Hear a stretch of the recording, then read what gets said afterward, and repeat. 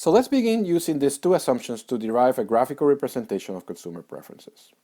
We're going to draw this representation in a traditional x and y plane when x represents one good and y represents another good.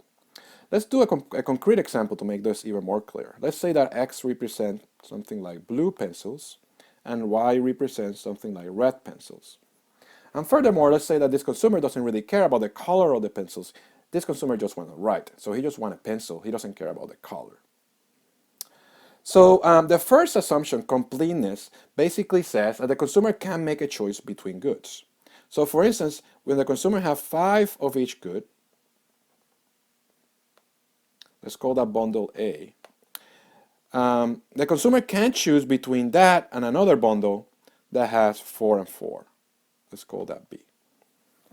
And we haven't really given so many assumptions to say which one we prefer, but what we are saying is that the consumer can actually rank different choices. In fact, we can say that the consumer can also compare choice A with another choice, let's call that choice C, that have 4 red pencils and 6 blue pencils, and another choice that has 6 red pencils and 4 blue pencils. Let's call that D.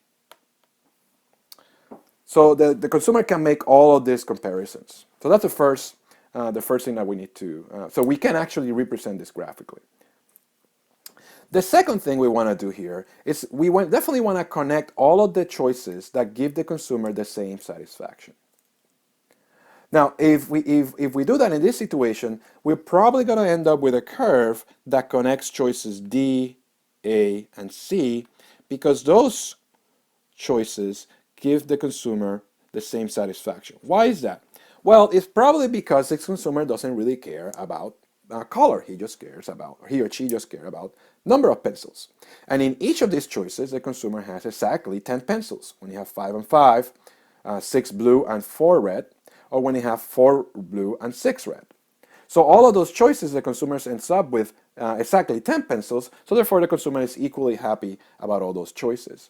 This is what economists call an indifference curve. It's a curve that connects all of the different choices that give the consumer the same satisfaction. And that is the type of curve we're going to use to analyze consumer preferences. Now finally, let's bring the second assumption we made, that transitivity assumption, into the mix here. So what the transitivity assumption does is to make sure that this indifference curve don't cross with each other.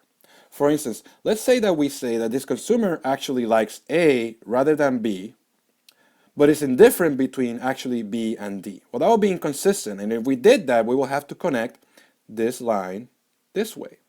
But if we do that, we keep doing that, the consumer will never be able to make a choice, right?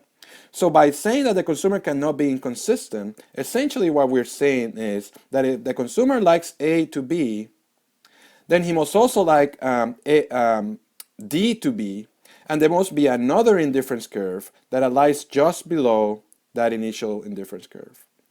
In fact, there are probably a bunch of the indifference curves in this map, all of them in different places, and none of them connecting or crossing each other.